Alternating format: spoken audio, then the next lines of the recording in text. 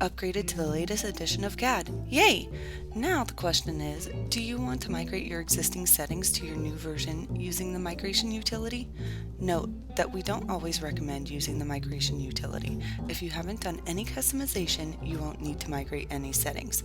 If you have customized many of your settings, you can also choose to migrate them manually. We'll show you how to do that in a future power tip.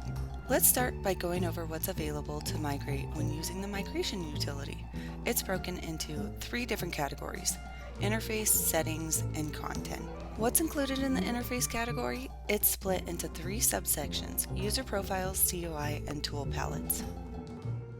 What's in your user profiles? Basically everything here in the options dialog box, including the locations of your ribbons and toolbars on your screen and whether they're turned on or off. If you've made extensive changes to your profiles, you may want to migrate them manually. You can then quickly configure the rest of your settings in your new version. We'll show you how to do that in a future power tip. The tool palettes will migrate over any CAD toolbars you have. However, keep in mind that you can't create a palette with land effects tools in it, so these are only for collections of native AutoCAD tools. We usually recommend using the ribbons rather than the palettes.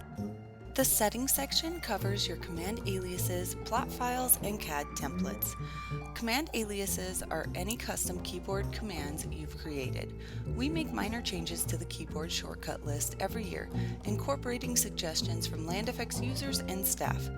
If you haven't created any custom keyboard commands, or if you've only made a handful of alterations, we recommend that you don't select the command alias option, and instead just repeat those few customizations each time you upgrade. If you have made extensive keyboard command alterations, we recommend selecting this option and bringing them over to your new version. For the plot files, we recommend using a network path, but many CAD administrators prefer to keep the stock location and instead copy from the network location to a local one.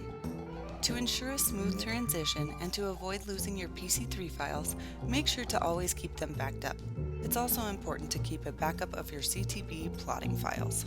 The last section, Content, gives you the option to migrate over your hatch patterns and line types. This utility only migrates the acad.lan and acad.pat files, so we don't recommend selecting it when migrating. Ready to migrate your settings? Here's how to use the utility. Make sure all instances of CAD are closed.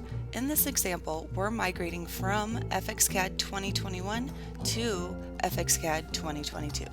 Open the Windows Start menu and scroll to your new CAD version. We're using FXCAD 2022. Click Migrate from a previous release. Now select the settings you want to migrate over. Then click the check mark to start the migration. The tool will migrate your settings over, and you'll see a message that your profiles have migrated over successfully. You can view the migration log to verify the migration. Now it's time to open your new version of CAD and ensure your settings have migrated over correctly. For more tips like this, don't forget to check out our other power tips.